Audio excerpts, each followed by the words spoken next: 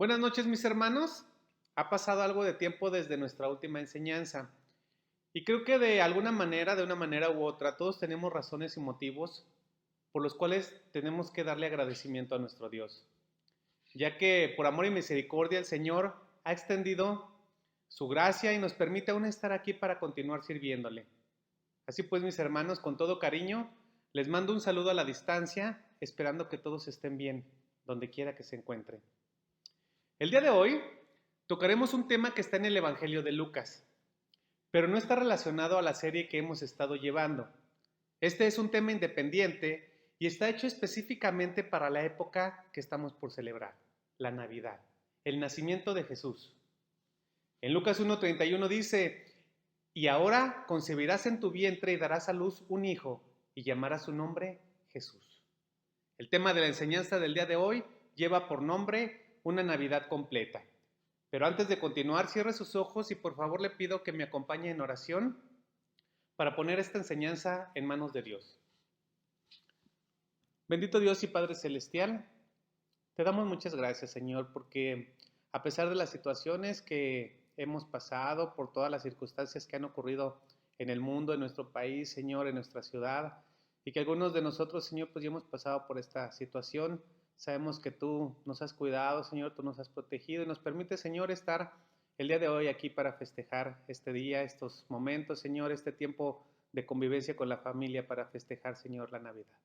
Te damos muchas gracias, Señor, por esta oportunidad y te pedimos que bendigas esta enseñanza. La ponemos en tus manos, sabiendo, Señor, que tú harás mucho más de lo que nos sabemos pedirte. Te damos gracias en el nombre de nuestro Señor Jesucristo. Amén. Muy bien, pues mis hermanos, el deseo de mi corazón es que todos los cristianos, absolutamente todos, tengamos una verdadera Navidad, que tengamos una Navidad completa. Y tal vez alguno de ustedes esté preguntando, ¿a qué se refiere el hermano David con el concepto de una Navidad completa? Bueno, espero que con la ayuda de Dios, con su gracia, pueda darme a entender. Mire, en la historia humana han existido miles de nacimientos asombrosos. Algunos incluso podría decirse que milagrosos. La Biblia registra algunos nacimientos que son dignos de mencionarse. Por ejemplo, está el nacimiento de Isaac.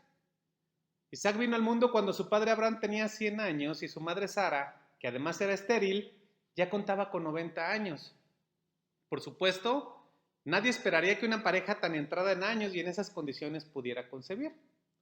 Otro ejemplo asombroso es el de Juan el Bautista, cuya madre también era estéril. Sus padres ya eran ancianos, pero aún así lo concibieron. También encontramos el nacimiento de Samuel, que si nos ponemos a leer en la palabra de Dios encontramos que fue un milagro. E incluso está el nacimiento de Sansón. Ese también fue un milagro. Así rápidamente hemos visto unos ejemplos bíblicos. Por otro lado, si nos ponemos a investigar ahora con los medios digitales, encontraremos que en la historia moderna también hay nacimientos asombrosos, nacimientos increíbles, y también le voy a narrar rápidamente algunos de ellos. Por ejemplo, uno de estos nacimientos es el de las hermanas Dion. Estas fueron unas quintillizas que nacieron el 28 de mayo de 1934. Ellas nacieron y se mantuvieron vivos, que para esa fecha, para esa época, fue toda una proeza. Probablemente estas niñas pensaron cada una unos 800 gramos. Imagina el tamaño de ellas. Eran muy pequeñitas y aún así sobrevivieron. Y mire, estas niñas nacieron en Canadá y durante la primera década de su vida fueron la atracción turística de Ontario. Y ellas generaban más ingresos que las cataratas del Niágara. Usted puede encontrar esta información en la web, aunque la historia al final es un tanto triste.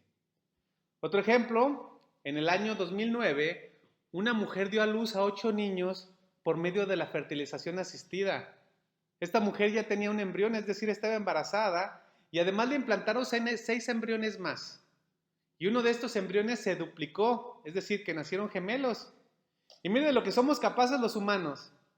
Esta mujer hizo todo esto para que el gobierno de los Estados Unidos le diera una manutención de maternidad. También encontramos otro nacimiento notable que es de una niña, Louisa Brown, que nació en Inglaterra el 25 de julio de 1978. Esta mujer fue la primer bebé probeta que existió en el mundo. Y podemos seguir nombrando ejemplos, existen muchos. Sin embargo, existe un nacimiento extraordinario y maravilloso, el más grande de todos, un nacimiento milagroso. Este es el nacimiento de Jesús. Jesús, que es la segunda persona de la Trinidad y que además se le conoce como el Hijo de Dios. El nacimiento de Jesús nos indica que Él fue hecho carne y que habitó entre nosotros. Pero, ¿por qué decimos que el nacimiento de Jesús es milagroso?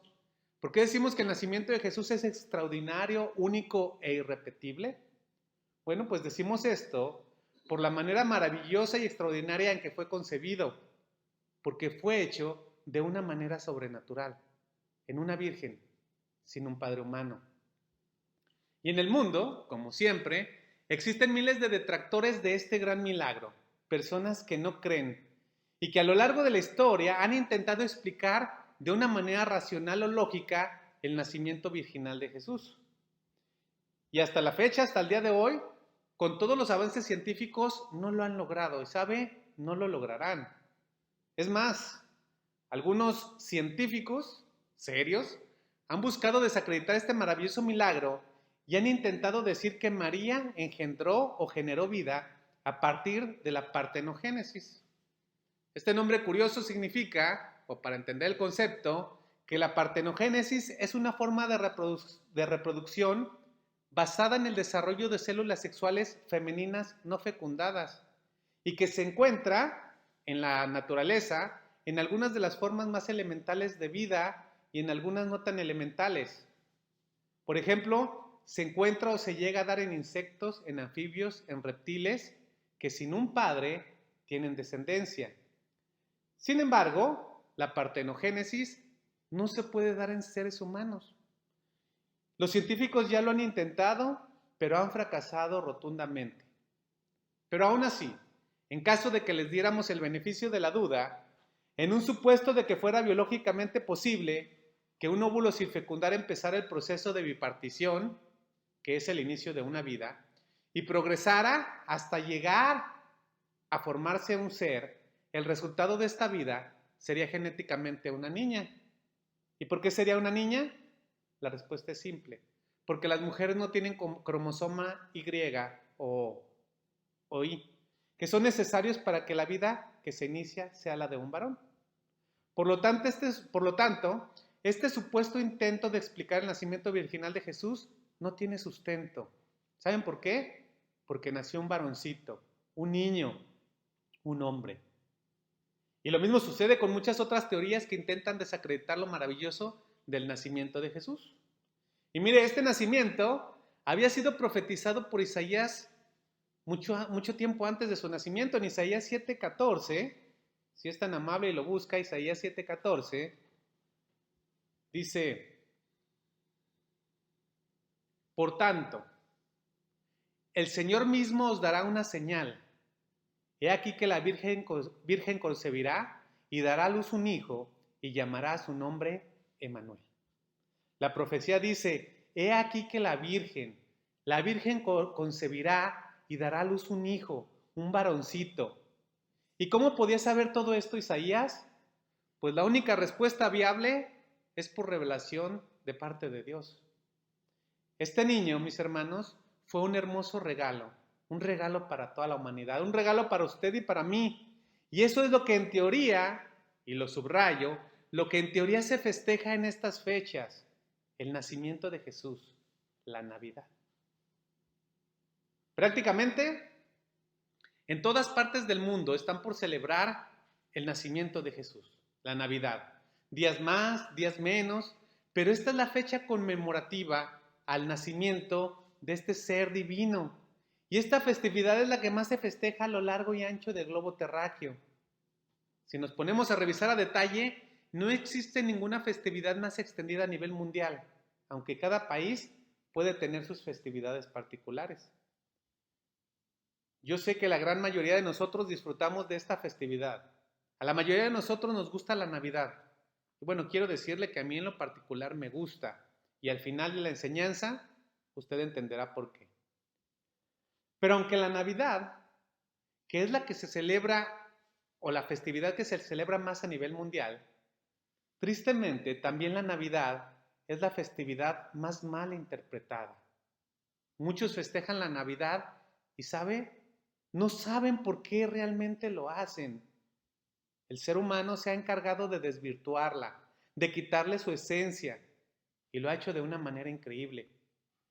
Y desde el punto de vista de cómo la utiliza el mundo, y ponga mucha atención por favor, ponga atención a lo que estoy diciendo, de cómo la utiliza el mundo, podemos decir que la Navidad es la festividad más adulterada, más manipulada, más utilizada, más cosmética, más contaminada y tal vez la más corrompida de las festividades. La Navidad se ha desvirtuado tanto que puede ser muchas cosas. Y por lo general, para el mundo es un evento totalmente banal y superficial.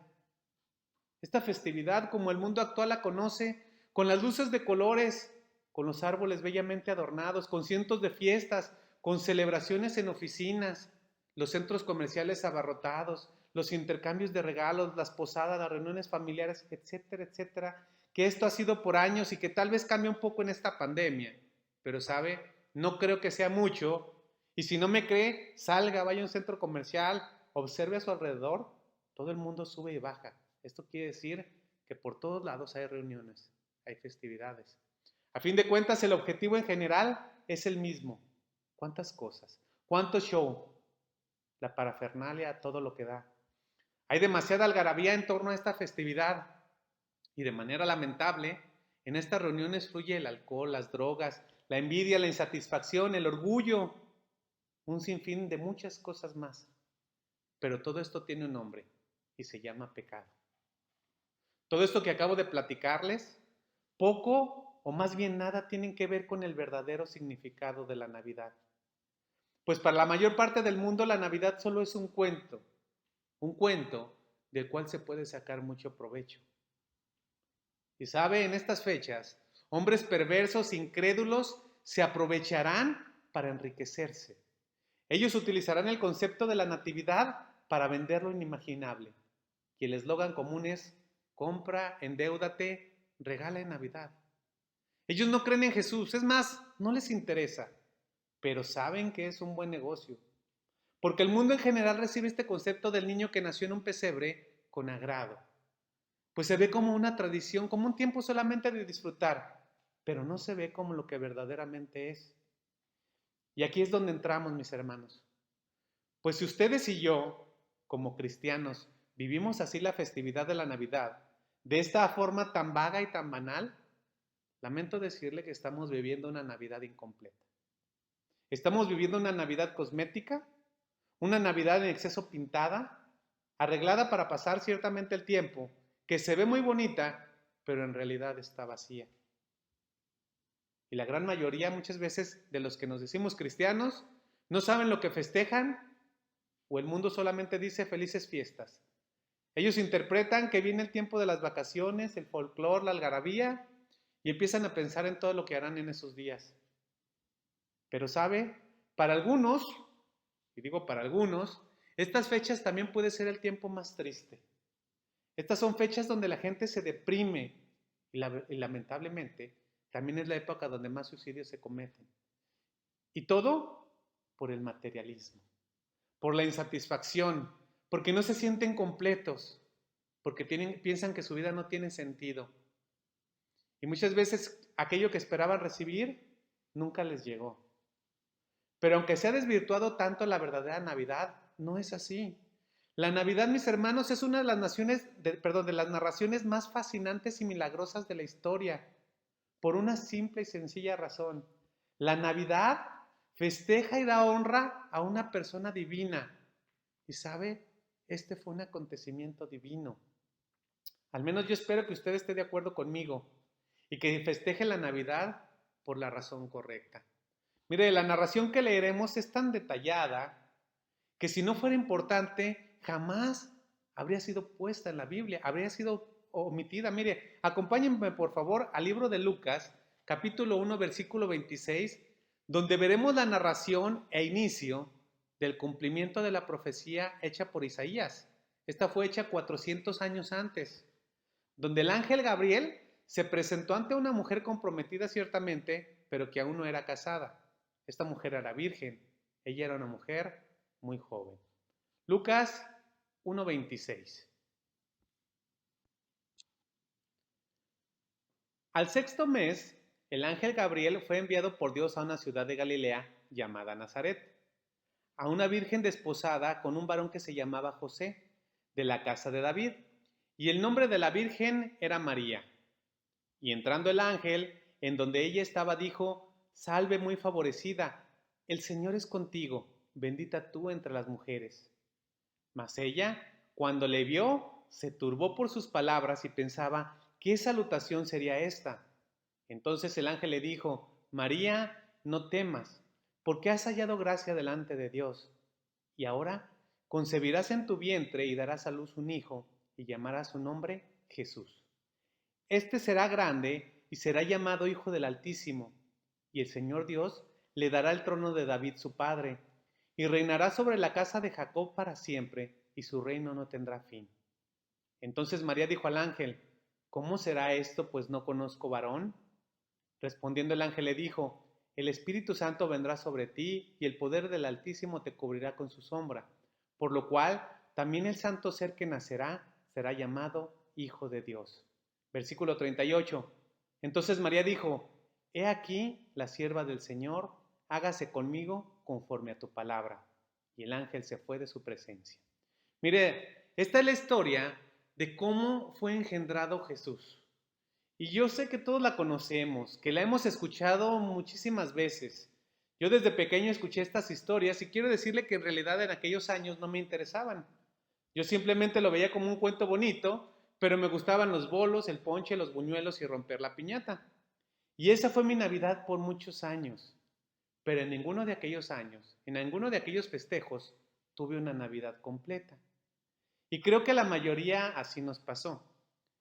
Y es lamentable que muchos llamándose cristianos vean esta narración del nacimiento de Jesús solo como una bonita historia.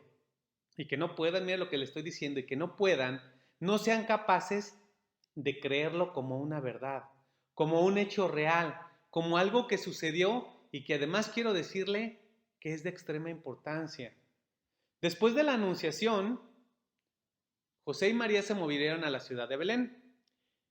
Ellos se movieron para ser empadronados porque este era un requisito que se tenía que cumplir, ya que el gobierno quería, como siempre, cobrar más impuestos. Y el tiempo de la espera de la gestación llegó en ese lugar. De esta forma, Jesús nació en Belén. Y ponga mucha atención, busque por favor Lucas capítulo 2, verso 6. Es importante lo que vamos a leer. Lucas 2, 6. Dice: y aconteció que estando ellos allí, se cumplieron los días de su alumbramiento. Y dio a luz a su hijo primogénito y lo envolvió en pañales y lo acostó en un pesebre porque no había lugar para ellos en el mesón. Había pastores en la misma región que velaban y guardaban las vigilias de la noche sobre su rebaño. Mira lo bonito. Y he aquí se les presentó un ángel del Señor y la gloria del Señor lo rodeó de resplandor y tuvieron gran temor.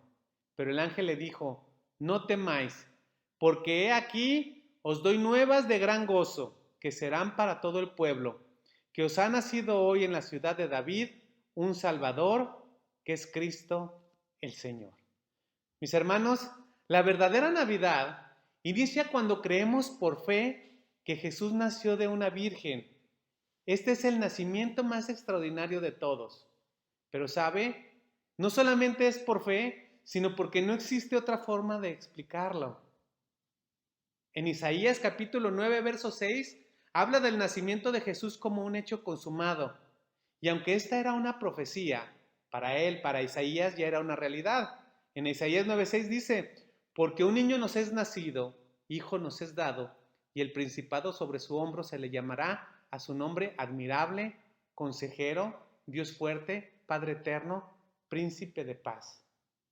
En este versículo, mis hermanos, tenemos una de las más hermosas promesas del reino venidero del Mesías, porque aquí se muestran los atributos divinos de este niño que nos fue dado: admirable, consejero, Dios fuerte, Padre eterno, príncipe de paz. Pero además esta profecía se convirtió en una de las verdades más grandes y misteriosas de la Biblia: la encarnación. Un niño nos es nacido. Hijo nos es dado. Dios se haría parte de la raza humana. Un niño recién nacido sería llamado Emmanuel, cuyo significado es Dios con nosotros. El mundo, el mundo no recibe el nacimiento virginal de Jesús como un hecho asombroso, y este milagro es esencial para el cristianismo, es fundamental, ya que es la única manera de explicar que este niño podía ser Dios y a la vez hombre.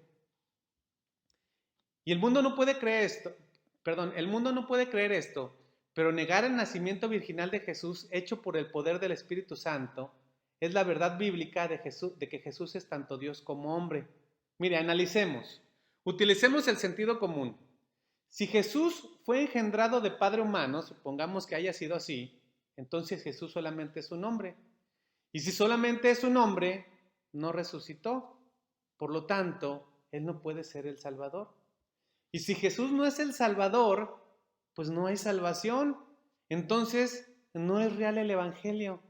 Por lo tanto, no hay resurrección ni esperanza más allá de esta vida.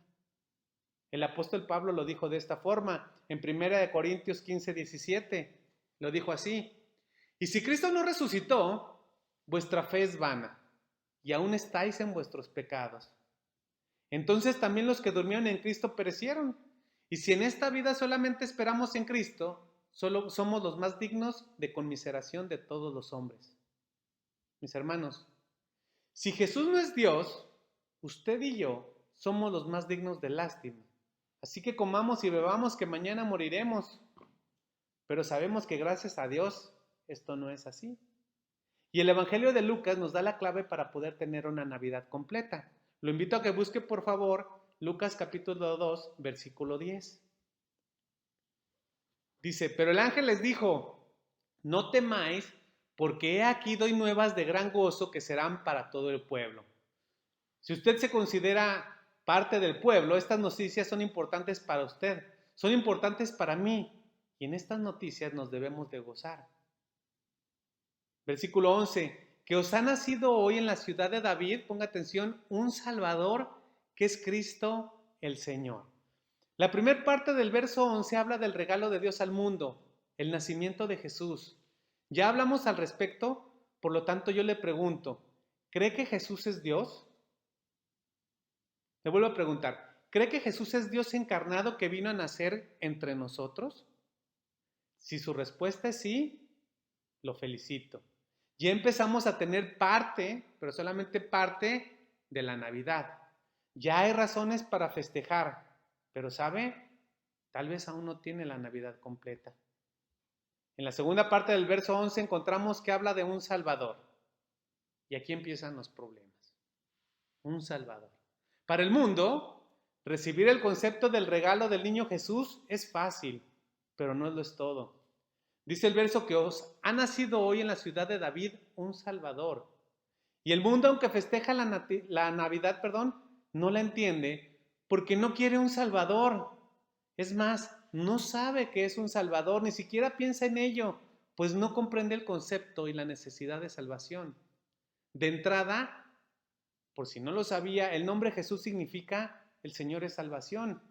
En Mateo capítulo 1 versículo 21 dice: y dará a luz un niño y llamará su nombre Jesús, porque él salvará al pueblo de sus pecados.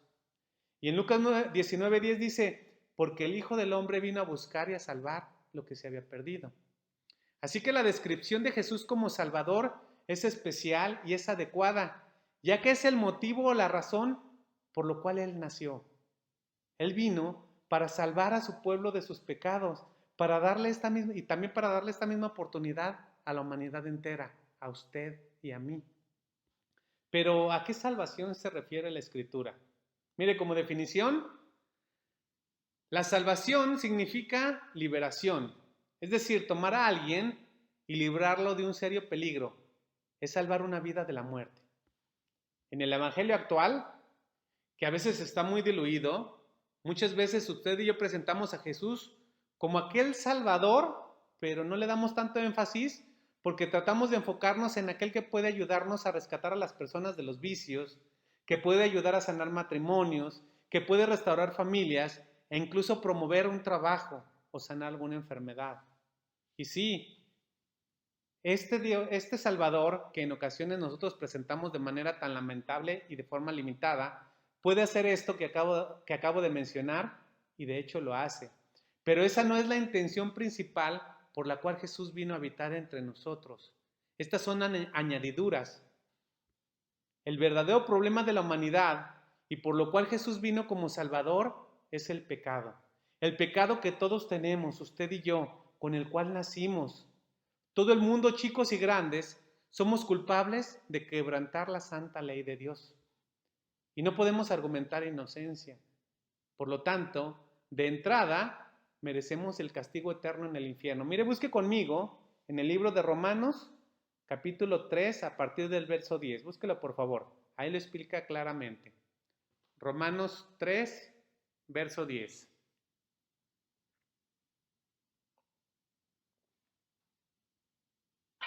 Como está escrito, no hay justo ni aún uno, no hay quien entienda, no hay quien busque a Dios.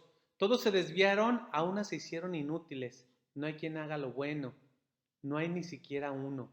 Sepulcro abierto es su garganta, con su lengua engañan, veneno de áspides hay debajo de sus labios, su boca está llena de maldición y de amargura, sus pies se apresuran para derramar sangre, quebranto y desventura hay en sus caminos, y no conocieron camino de paz.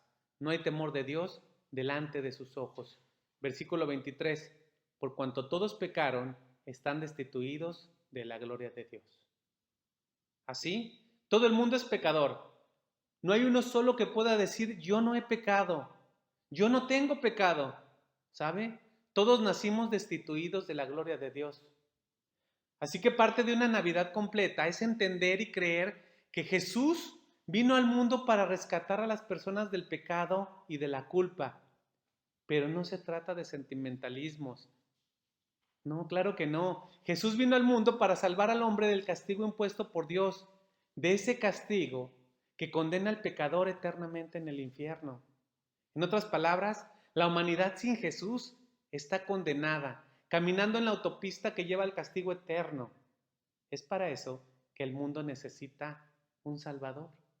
Qué bueno que Jesús nació. La humanidad fácilmente puede aceptar al niño Jesús. A todos nos agradan los niños. Por lo tanto, todos pueden hacer fiestas, reuniones y regalos, pero la humanidad en general no acepta que es pecadora y que necesita un Salvador. El mundo desdeña a Jesús como Salvador, a pesar de que también es un regalo. Un regalo que Dios, por amor, nos lo dio. Y sabe, esto es parte de la humanidad. Yo sé que estos versículos usted se los sabe de memoria. Juan 3:16 dice, porque de tal manera amó Dios al mundo, que ha dado a su Hijo unigénito, para que todo aquel que en él cree no se pierda, mas tenga vida eterna. Porque no envió Dios a su Hijo al mundo para condenar al mundo, sino para que el mundo sea salvo por él. Aquí está el regalo de la salvación. Qué hermoso regalo que Dios nos dio con el nacimiento de Jesús. ¿Qué más podemos desear que ser librados del castigo que por derecho nos correspondía? El mismo Señor Jesús nos fue dado para poder tener vida eterna. ¿Usted quiere otro regalo?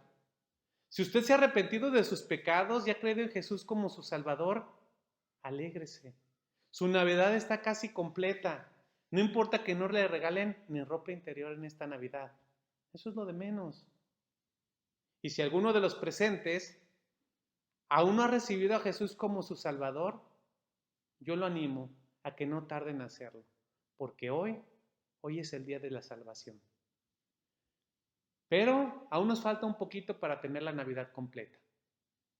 Ya tenemos claro el nacimiento de Jesús, ya entendimos la necesidad de salvación, pero ¿qué más nos falta?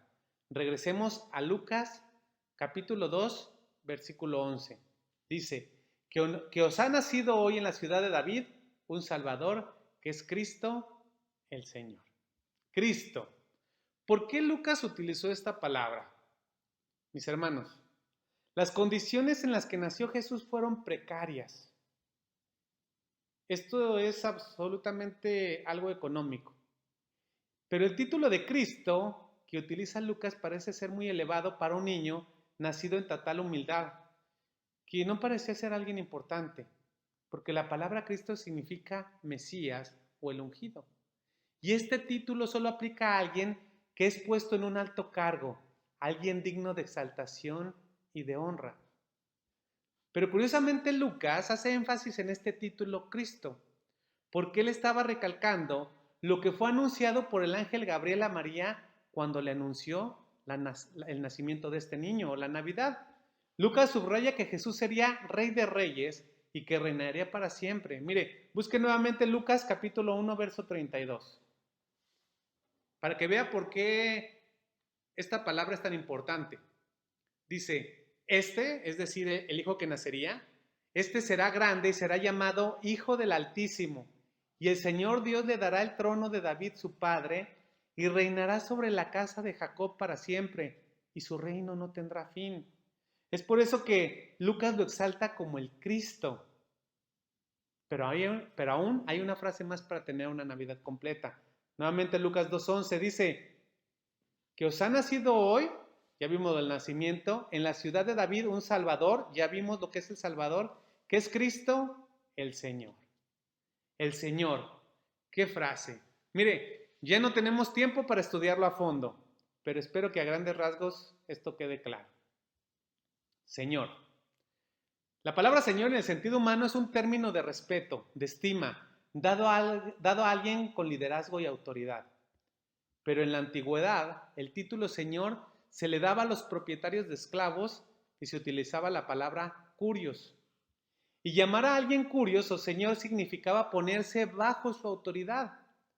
Y esto implicaba a estar dispuesto a servirle, pero no de una manera temporal, sino de una manera absoluta, negándose a sí mismo para obedecer las órdenes del amo. Y aquí voy a hacer unas preguntas y por favor le pido que no me responda. A mí no me tiene que decir nada, esto es personal, esto es entre usted y Dios. Y por favor le pido que sea sincero, porque si miente le está mintiendo al Señor. Tal vez esté usted ahí en su casa y no está haciendo mucho caso, pero esta pregunta le puede hacer mella. Mire, yo le pregunto, ¿es Jesús el Señor de su vida? Es decir, ¿está dispuesto a ponerse bajo su autoridad de manera voluntaria reconociendo su señorío? Si respondió que no, que Jesús no es su Señor, creo que tiene problemas. Tiene que preguntarse por qué no. Y si su respuesta fue positiva, ahora le pregunto, ¿está seguro de ello? Y tal vez ustedes pueden estar pensando, hermano David, ¿qué clase de mensaje de Navidad es este? Yo solo quería escuchar buenas nuevas. Pues eso es lo que estoy haciendo. Le estoy dando las buenas nuevas. En el contexto de la palabra de Dios, la designación Señor es un título divino. Decir que este niño que nació en Belén es el Señor es exactamente lo mismo que decir que Jesús es Dios.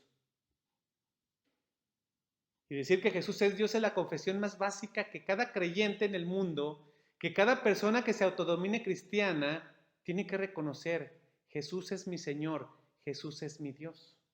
En Romanos 10:9 dice que si confesares con tu boca que Jesús es el Señor y creyeres en tu corazón que Dios le levantó de los muertos, serás salvo. Porque con el corazón se cree para justicia, pero con la boca se confiesa para salvación. Me enfilo hacia el final. El mundo se encuentra bajo la maldición del pecado y bajo la influencia del enemigo. Este mundo siempre intentará desvirtuar la obra de Dios. Es por eso que el concepto de la Navidad lo han manipulado de tal forma que la gente no alcanza a ver lo profundo del mensaje. Y yo quiero decirle que no estoy en contra de los arreglos navideños, ni de las reuniones familiares, ni de los regalos, pero esa no es la esencia de la Navidad. Ciertamente esta es una hermosa época, pero siempre y cuando entendamos a fondo por qué la festejamos. Que en realidad la Navidad es un festejo de todos los días. La debemos de festejar todos los días. Que tengamos presente que el centro de la Navidad es Cristo y que en estos tiempos lo podemos aprovechar más para recordar su venida y enseñárselos a otros. Mientras el ángel aún hablaba a los pastores y les decía cómo encontrar al niño envuelto de pañales, sucedió algo asombroso. Acompáñenme a Lucas 2, versículo 13. Y con esto termino. Repentinamente apareció con el ángel una multitud de las huestes celestiales que alababan a Dios y decían: Gloria a Dios en las alturas y en la tierra paz, buena voluntad para con los hombres. Multitud. Multitud es una forma de expresar que aparecieron miles, tal vez millones de ángeles frente a los pastores, haciendo algo que ellos constantemente hacen: alabar a Dios.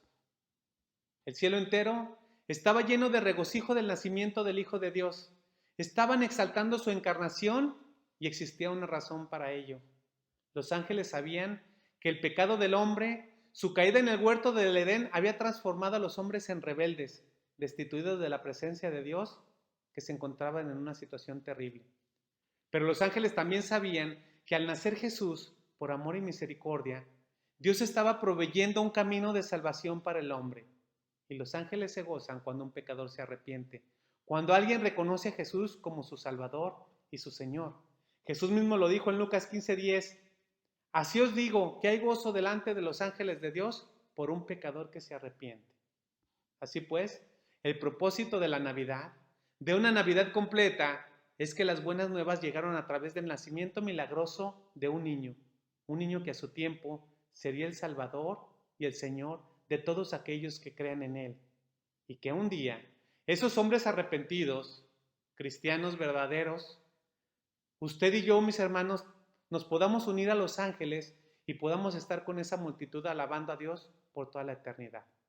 Que podamos estar allá dándole a Él la gloria, la honra y la alabanza. Si usted cree eso, si usted espera eso, lo felicito. Tiene una Navidad completa. Vamos a orar. Bendito Dios, te damos muchas gracias. Gracias, Señor, por tu misericordia. Gracias, Señor, por tu amor. Señor, hemos aprendido cosas nuevas y queremos reconocerte cada día como aquel que vino a nacer entre nosotros para darnos una esperanza de vida eterna, que vino a traer las buenas nuevas de salvación y que muchas veces nada más nos acordamos en estos tiempos, Señor. Y en estos tiempos, Señor, pues danos la oportunidad de compartirle a alguien más lo importante que es tu venida, por qué festejamos estas fechas, Señor, y queremos agradecerte por todo lo que tú nos has dado.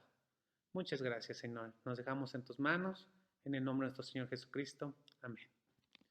Por último, mis hermanos, pues donde quiera que estén, les envío un afectuoso saludo y que pasen una feliz Navidad. Dios les bendiga.